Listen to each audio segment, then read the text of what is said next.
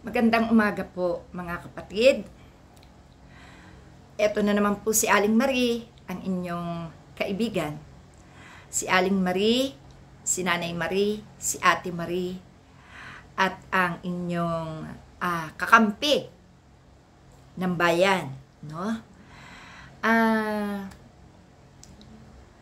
Siguro po ay napapanood nyo ang mga kapwa ko vlogger. No po? At nakikita nyo naman, ako po ay hindi kailanman kailangang magpa-distract sa aking ginagawa sapagkat ang akin pong laban ay para sa bayan. Ako po ay hindi kailangang masindak o matakot kasi hindi po kriminal para ako ay matakot. Ano po? At naintindihan ko po kasi ang lahat kung bakit po ako ay nagsasalita. Siguro po may mga nasasagasaan tayong tao, pero may dahilan. At ito po ay regarding dito sa ating pagtuligsa sa mga taong nagbenta ng ating bansa sa China. Hindi ko po masisisi ang iba kung sila man ay makisawsaw sa politika. Hindi ko rin po masisisi kung sila ay magkaroon ng sariling diskarte para maisakatuparan nila ang kanilang mga ninanais. No? For example po, si Aling Marie. Example po ako. Ako po ay mayroong misyon sa Amerika. Subalit, ang misyon ko ay kailangang gawin ko kung ano ang makakapagpasaya sa Amerika. No po? Pero, sa aking ginagawa, kapag ang Amerika ay matigas at hindi pwedeng ibigay ang aking gusto, kahit magpatuwad-tuwad ako, hindi ibibigay ng Amerika ang gusto ko. Sapagkat, kung ang gusto ko ay makakasagasa sa kanilang mga agenda, hindi talaga nila ako tatanggapin. So yun po ang aking example sa mga tao na nakisawsaw sa politika. Kung bakit nangyayari ang hindi dapat mangyari. Ako po ay narito, hindi para makipag-argumento sa iba. Ang akin pong mga vlog ay ninanakaw para ako ay sirain, para ako ay takutin. Subalit, wala pong aksyon si Aling Marie sa kanila sapagkat nauunawaan ko po kung bakit. Ang masakit lang, yung tila pinipigilan ang ating pagsasalita, ang ating pagsasabi ng mga katotohanan. Kung tayo nga po siguro'y matatakot, tayo ay titigil. Tayo ay hihinto, tayo ay mananahimik. Pero paano ang bayan? Kung ang katulad ni Aling Marie ay mananahimik, hindi po solusyon ang pagpapakulong. Hindi po solusyon ang pagdidemanda. Hindi po solusyon ang pagpatay para makamit natin ang tagumpay. Po? Hindi rin po ako natatakot sa lahat ng mga pananakot. Sapagkat meron po tayong dapat ipanawagan sa buong Pilipinas, sa buong Kapilipinuhan, sa buong mamamayan ng bansa, na tayo po'y magkaisa. Hindi laban para sa kung kanino, bagkus laban para ang bansa natin ay maproteksyonan. Ano po? Sa katotohanan po, talagang tayo ay ibinenta na sa China. At ayaw ng China na mahahaluan sila ng ibang sekta. Ano po? Sapagkat alam naman natin na ang China ay sa Buddha lang nananampalataya. Ano po? Kung kaya't pare-pareho po tayong talo dito. Kahit magpatayan tayo, kahit magdemandahan tayo, kahit magpalipin tayo sa China, ang China pa rin po ang masusunod kung tatanggapin niya o hindi ang mga gustong pumasok sa China. Po, marami po sa taga-China ay ayaw na rin makialam sa politika. Sapagkat sa ngayon po, sila ay kumakain na ng masarap. Hindi katulad noon na talagang nagtitiis sila sa talbos ng kamote. Pues, sa mga nangyayari po, tayo po ngayon ang delikado. Nakikita niyo po ba ang kahirapan natin? Nakikita niyo po ba ang mga nangyayari sa ating bansa? Hindi na po talaga tayo dapat magtiwala sa mga politiko. Sapagkat sila ay nahawakan na ng China. No? Kung po pwede lang lahat tayo, kahit yung mga iba't ibang sekta ng reliyon, dapat nagkakaisa tayo. Ipaglaban natin ang ating Pilipinas at makontento tayo sa ating Pilipinas. Wala na po talaga ang Pilipinas. Ibinenta na po talaga ito ng mga Duterte. Duterte at Arroyo po ang may kagagawan kung bakit ang China ay nakapasok na sa ating bansa. No? Ito pong mga taga-China ang gustong mamahala ng ating bansa. Gusto nyo ba na tayo gawing parang katulad ng mga taga-Cambodia, taga-Vietnam? Na kung ikaw ay susuway, ay papatayin ka. Kung ikaw ay hindi susunod sa kanilang mga patakaran, iipunin kayo at imamasaker. Ganyan po magiging buhay natin kung hindi tayo magkakaisa na makipaglaban. Ipaglaban natin ang ating bansa. Huwag tayong papayag na manatili ang mga nakaupo sa ating gobyerno. Dapat mawala sila. Sapagkat tayo po ang magiging biktima ng sarili nating kababayan. Ano po? Ako po ay magtatanong lang sa mga taga-gobyerno. Nasaan ang ambag ng mga OFW taon-taon na halos 2.3 trillion, hindi million, hindi billion, trillion ang pumapasok sa ating gobyerno. Saan po napupunta ang perang ito? Ang mga naipasok ng pogo at mga illegal business na halos bilyones buwan-buwan. Saan po ito napupunta? Wala po akong tinitingnang politiko. Bagkus lahat ng politiko sa ating bansa ay isa ng kanser sa ating bayan. Hindi po mangyayari ang impeachment kung hindi tayo magkakaisa. May magaganap po ulit na pro-impeachment sa 31. Tayo po ay sumamang lahat at dito na natin ipakita ang ating lakas.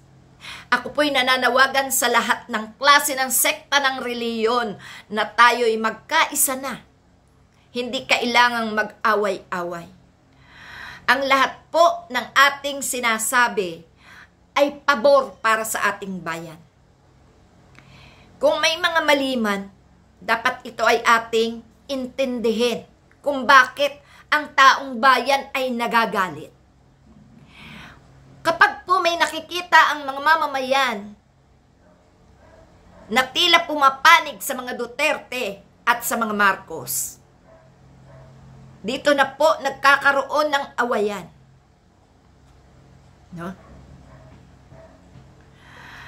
Gaya po ng mga pangyayaring mga rallies, tayo po ay pinaghati-hati na ng mga kasabwat ng China. Nagkagulo-gulo na ang mga Pilipino dahil nagkaroon ng kanya-kanyang paniniwala at kanya-kanyang manok. Ang katotohanan po, wala po tayong dapat titingnan sa mga nakaupo. Dahil sila-sila po ay tunay at pare-pareho na hawak sa ilong ng China. Si Duterte ang numero 1 tuta ng China at itong si Arroyo. Po. Alam din ito ni Marcos. Kung kaya't, sana po, mga kababayan, mag-stick po tayo ng laban. Labanan natin ang China. Labanan natin ang mga nagpahawak sa China para masakop ang ating bansa. Wala po silang hangad kundi hawakan ang ating bayan. Wala na po tayo ibang mapagkakatiwalaan kundi ang ating mga militar. Hindi po totoo na pwede nilang hawakan ang ating militar para kuhanin ang bansa sa ating buhay. Kahit ang mga militar ay lalaban para sa ating bayan, na dapat tayo'y nagkakaisa at tayo-tayo na lang po ang magkakatiwala sa bawat isa. Tayo-tayo na lang po ang magtitiwalaan. Hindi na po tayo pwedeng magtiwala sa mga nakaupo. Sapagkat tayo po ay gusto nilang hawakan pare-pareho at pagsabong-sabungin. Para tayong mga manok, parang sabong, parang sabungan ang Pilipinas ngayon. Ano po? Ako po ay nakikita nyo araw-araw na nagbablog. Hindi nyo po ako nabalitaan na meron akong pinatay, na meron akong niloko, na meron akong tinarantado. Kung tutuusin po, ako po ay biktima. Mga panghaharas, mga pananakot, mga pagbabanta, mula pa 2016. Marami na po ang nagbanta sa akin. Nagsimula po ako lumaban. Naging kritiko ng mga taga-gobyerno. Sapagkat may isang tao po na DDS ang nagkalat ng aking identification at nag-aalok ng 10,000 to 15,000 para ako ay patayin. Kung kaya't ako ay biglang lumantad at lumaban ako. At sa paglaban kong yan ay nakilala ako at binansagan akong si Aling Marie. Hindi po ako 70 years old. Pinatanda nyo naman ako ng husto. Ako'y walang ginagawang kasalanan. As vlogger, as Filipino, for being Filipino, meron tayong karapatang pantao. Meron tayong karapatang magsalita. Freedom of speech. Na kailangan nating sabihin kung anong mga nilalaman ng ating puso. Hindi tayo plastic na tao. Kung kanino tayo galit, sabihin natin. Kung ano yung mga nababalitaan natin, na alam nating hindi tama, sabihin natin. No? Masama ba na kahit papano, sabihin natin kung ano yung mga naririnig natin para mabusisi pa natin ito. Para malaman natin talaga ang katotohanan. Sa mga nangyayari po ng mga pagbabanta sa akin, lalo po ako tumapang. Lalo po akong nag-research. Lalo po akong nagkaroon ng interes na alamin ang buong katotohanan. At ngayon po ay nalaman ko. No? May kanya-kanya lang po kasing agenda ang tao kung bakit nila nagagawa ito. No? Ako po ay magsasalita sa inyo ng katotohanan. No? Hindi po ako natakot. Hindi po ako natataranta sa mga pagnanakaw ng aking videos para lang ako ay takutin at sirain. Sa akin pong pagsasaliksik. Napag-alaman ko kung ano talaga ang mga nangyaring rally. Ito po para malinawan po kayo mga kapatid.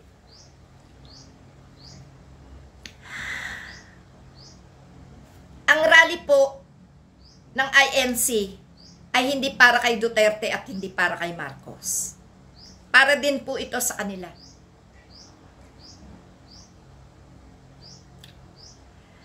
Gusto lang po na makisama sa China ng mga tao na ito para makapagtayo ng simbahan sa China. Subalit, hindi po talaga papayagan ng China. Sapagkat ayaw ng China mahahaluan sila ng ibang sekta. Wala pong pakialam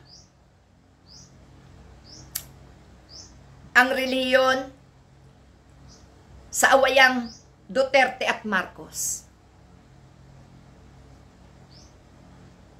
Kaya kahit si Marcos ay hindi makahuma. Ito po ay inalam ko lang. Ako ay nagtanong-tanong. No? At ako ay nagbasa. Nililinaw ko po na ang impeachment kay Sara Duterte ay hindi mangyayari na para kay Marcos ang laban.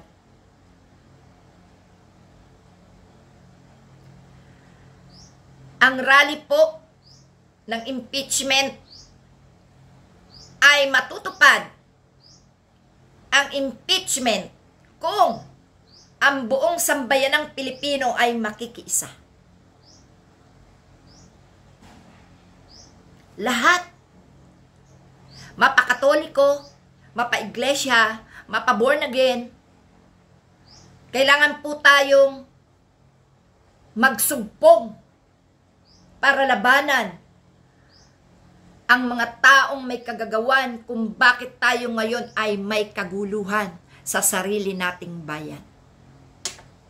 Ang makalulutas po ng lahat ng problemang ito ay tayo lamang na magkakababayan.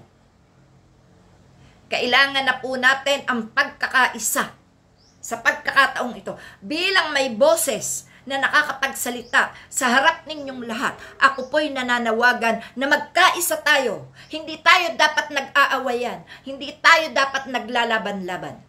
Hindi natin dapat pinag-aawayan ang magkalabang grupo.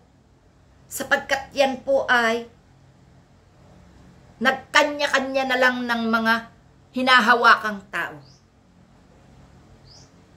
Dapat po, manguna pa nga ang lahat ng sekta ng reliyon na mag-encourage sa atin para tayo'y magkaisa na. Buong bansa. Ang ating Katoliko, ang Iglesia, ang born again, lahat ng sekta ng reliyon, dapat ang mga leader dito ang manguna sa atin na tayo'y buuin. Isang bagsakan lang para tapos ang laban. Hindi po tayo dapat naglalaban-laban dito. Dapat nag-uunawaan tayo. Wala pong paninira na nangyayari. Sinasabi lang natin ito para makuha natin ang bawat katwiran ng mamamayang Pilipino. Marinig natin kung ano ang mga sasabihin nila. Subalit, meron pa rin naman tayong paraan para tuklasin ang buong katotohanan. At ito na nga po ang katotohanan. Hindi po mai-impeach si Sara Duterte kung hindi ang taong bayan ang gagawa. Hindi po mai-impeach si Sara Duterte kung dahil lang sa mga tao ni Marcos. Kung dahil lang sa Dilawan. Kung dahil lang sa Rosas. Kung dahil lang ikaw ay Katoliko o Iglesia o Mormons ka. o ibang reliyon ka, hindi po kakayanin na si Sara Duterte ma-impeach sapagkat ang ginawa po ng China ay napakalaking pananakop. Utos ng China na mag-rally. At yan naman po ay pinaunlakan ng ating mga kapatid dahil meron lang silang gustong mangyari. Ang gusto nila, matupad nila ang kanilang pangarap. Pero hindi po para ma-impeach si Sara Duterte. Hindi para labanan si Duterte at hindi rin para labanan si Marcos. No? Ang nangyari po dito ay, ang pagkakamali lang po dito ng INCI, dapat po ang panawagan ay prayer rally, hindi peace rally. No? Kaya wag niyo po akong dinidistract sa aking pagla-live. No? Hindi ako kriminal para inyong kasuhan. Paalala ko lang po yan sa mga kapatid natin. Nauunawaan ko ang INC kung bakit nila pinasok ang pagtatatag ng rally. No? Yan pong rally na yan,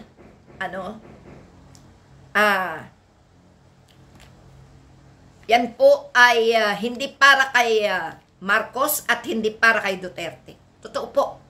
Kaya lang po mali ang naging term. Hindi po peace rally. Dapat po ay prayer rally. No?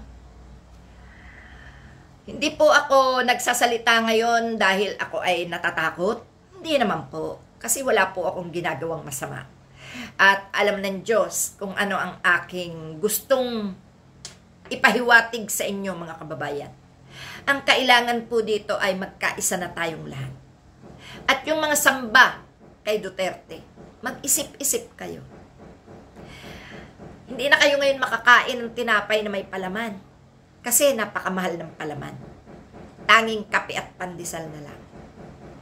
Gusto nyo ba matulad sa mga Vietnamese, mga taga-Cambodia, na inalipin nung masakop ng mga terorista at sindikato ang kanilang bayan?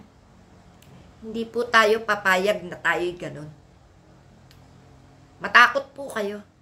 Alam ko po na hindi nyo ganong i-absorb ang aking mga sinasabi dahil iniisip nyo na wala akong alam. Na hindi kapanipaniwala ang aking sinasabi dahil nalason na ng mga Duterte ang inyong utak. No. Ngayon po sa aking pagsasaliksik ay naunawaan ko na.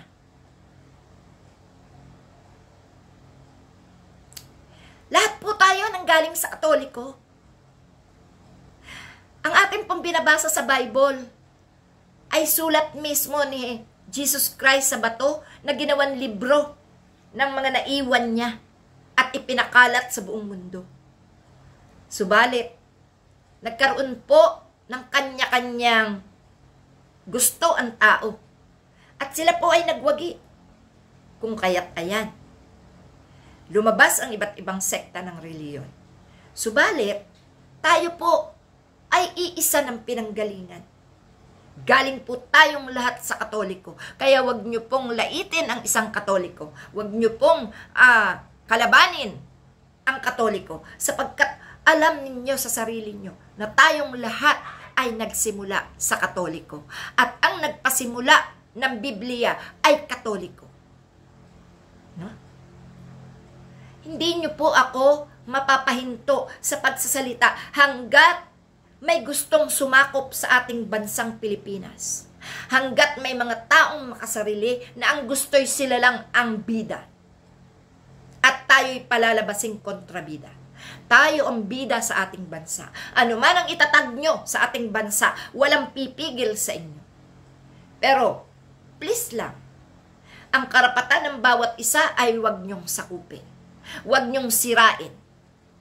Ang paniniwala ng iba ay huwag nyong pagtatawanan. Huwag nyong lalaitin. sapagkat tayo'y iisa ng pinanggalingan. No? Hindi po ako galit sa iglesia. Nagagalit ako dito sa mga vlogger na iglesia. Dahil bakit ninanakaw nila yung mga vlog namin at ipinapakalat at sinasamahan ng paninira. Gaya niyan, hindi nyo pala sigurado kung ilang taon ako. Okay lang yan. Ako, madali ako eh. Pag nailabas ko na yung sama ng loob ko, tapos na. No? Hindi ako kagaya ng iba na kesyo magdidemanda, kesyo ipapapatay kita, ididemanda kita, kesyo magbayad ka, kesyo mag-tour ka, kesyo lahat, no? Kesyo patong-patong na kaso. Anong patong-patong na kaso?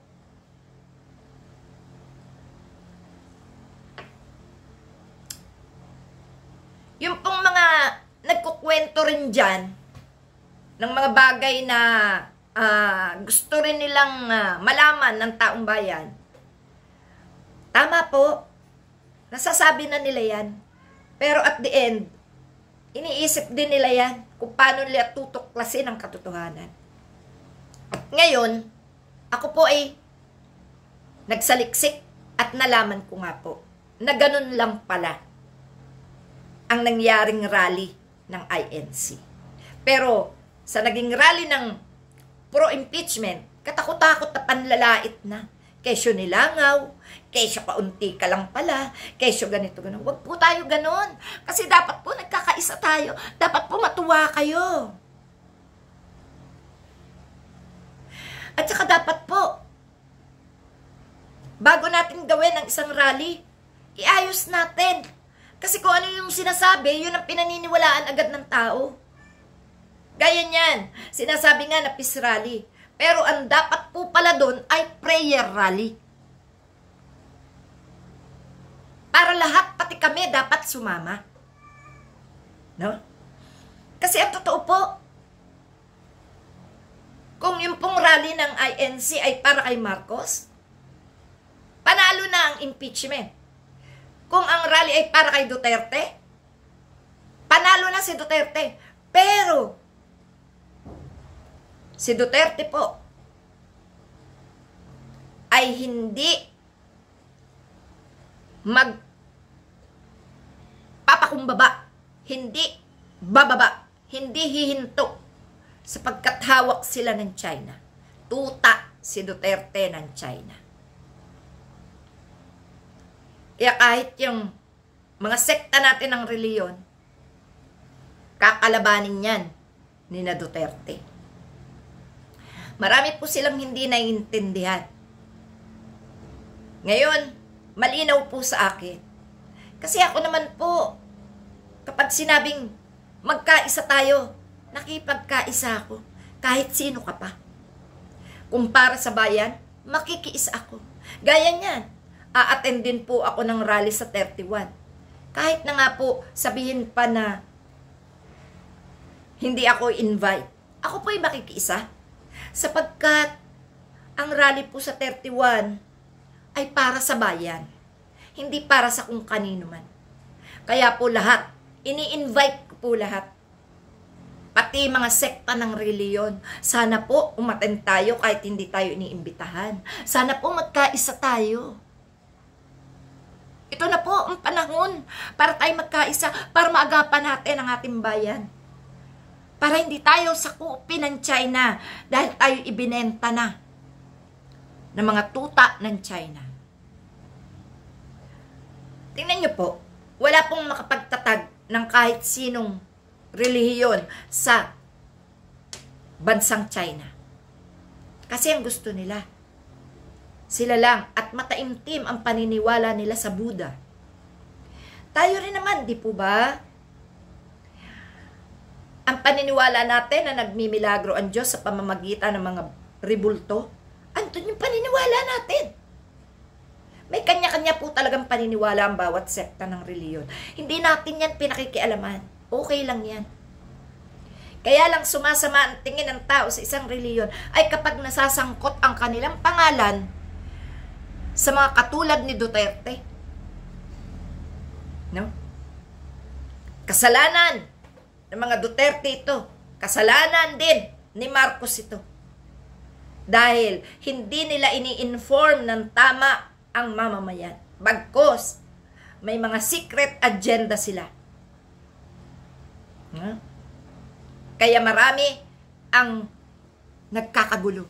Marami ang nagiging masama sa mata ng tao na hindi alam at hindi naiintindihan at walang impormasyon na naririnig mula sa mga nakatataas. Kung ano ang pinaplano ng mga taong ito, wala tayong kamalay-malay. Tayo pala ay gagawin ng alipin ng China nang dahil sa mga taong ito na naging tuta ng China. Kaya tayo po, lahat po dapat ng sekta ng reliyon ay magkaisa na. Hindi na kailangan mag-away-away, magsiraan o manakot o magpagalingan. Hindi na po dapat. Ako po ay nakahanda na. Kung ano man po ang kasapitan ko sa mga pagtatapat ko at sa pagpananawagan ko na magkaisa tayo, ako po ay nakahanda. Hindi po ako naninira. Sinasabi ko po ang katotohanan na aking nalalaman at aking naiintindihan. Sa pamamagitan ng pagsasaliksik para malaman ko ang lahat-lahat. Po? Inuulit ko po, ang impeachment po ay mangyayari kung tayong lahat ay magkakaisa. Ipakita ang lakas ng sambayanang Pilipino. Anuman ang ating sekta, anuman ang ating pinaniniwalaan, tayo po dapat ay magkaisa. Hindi yung tayo ay nabibiktima ng mga maling tao at tayo pinagkakagulo at pinag-aaway-away. Maraming salamat mga kapatid. Panawagan ko po, magkaisa tayo. Isang sugpong para tayong walis. Isang sugpong. Dahil kung isa, dalawa, tatlo lang po, hindi kayang walisin ang mga sakim sa kapangyarihan at mga nagtraidor sa ating bayan. Salamat mga kapatid. Okay, ito po ang aking huling pananalita. Maraming salamat sa inyo mga taga-INC dahil sa mga pagtuligsa nyo sa akin, sa mga pananakot nyo sa akin, sa mga pagbabanta nyo sa akin, at sa pagkuhan nyo ng aking mga vlog, ay lalo akong naging matapang at lalo akong nagpursige na saliksikin ang mga katotohanan. Salamat. Wala akong ginawang masama sa aking kapwa. Thank you po. Okay.